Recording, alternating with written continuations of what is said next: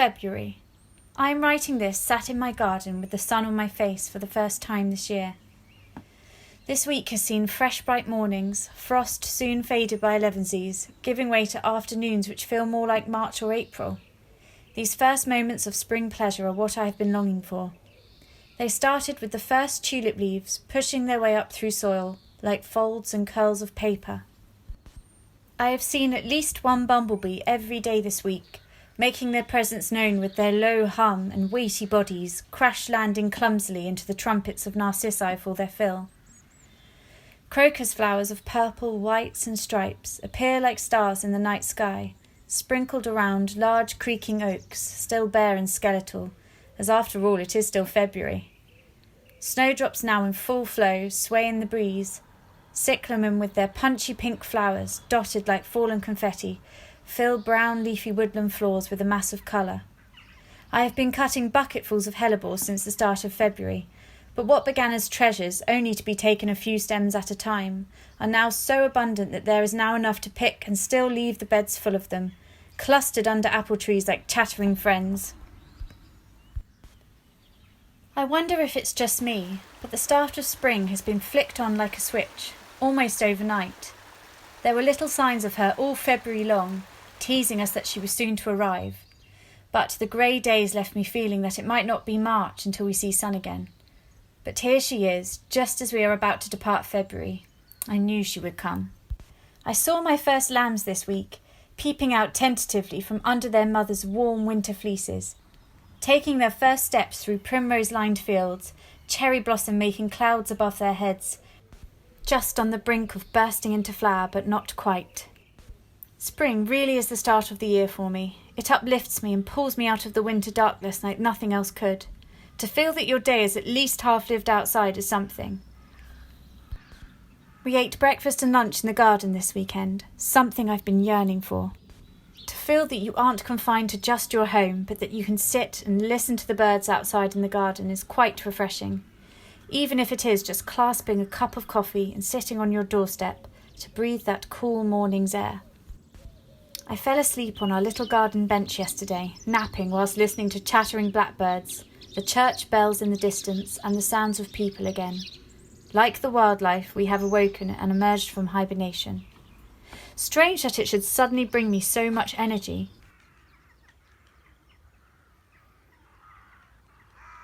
I started making lists of the seeds I have yet to sow, and I suddenly feel that I am behind and must make haste, but a gentle reminder that it is only February and that we still have time. The sun is still low. I mark it by our neighbour's chimney. I know that in the midst of summer it never hides behind it, but the garden is stripes of dazzling sunbeams and long shadows. Therefore I know how early in the season we remain. It means moving our woven picnic rug from place to place to stay warm, as the shade is still so cold and not refreshingly so. Overnight my pots have come alive.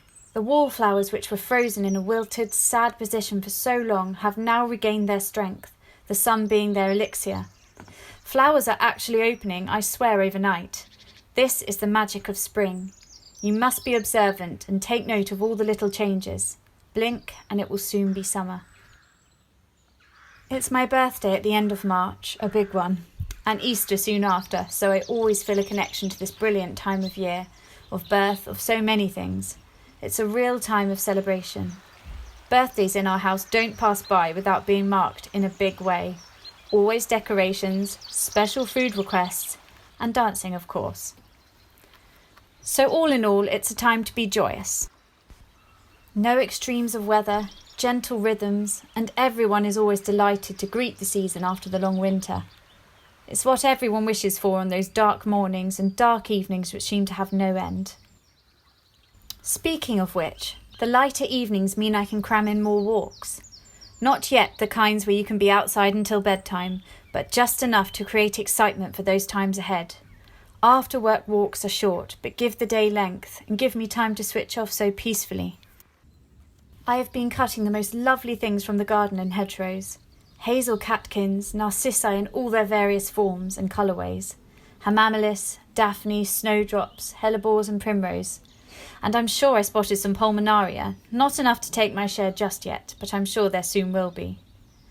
This morning I found the first shoots of wild garlic, or ramsons as they like to call it in Denmark. Plucked young and vivid green, buoyant and so full of life you can only imagine the intensity of flavour.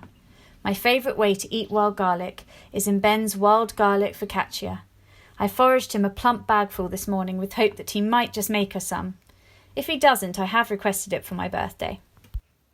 Next weekend I am planning on sowing my next round of sweet peas. I don't follow rigid rules on planting times. I just know from experience that the March sown sweet peas last year came as a breath of fresh air and colour after the autumn sown ones were taken by the extreme heat of summer. It always helps to think ahead for continual colour. I seem to be having a romance with bright pinks. I used to be all about the pastels, but broke up with them in favour of bright pinks, yellows, blues and purples. So this next mix is a host of pinks: Anniversary, Apricot Sprite, Princess Elizabeth and Molly Ralstone. I must sow some annuals too, Ami Magus and Cosmos to name a few. Until then, enjoy these warmer and brighter days, hopefully setting the tone for a much better summer ahead. Imagine hugging family and friends. What a thought.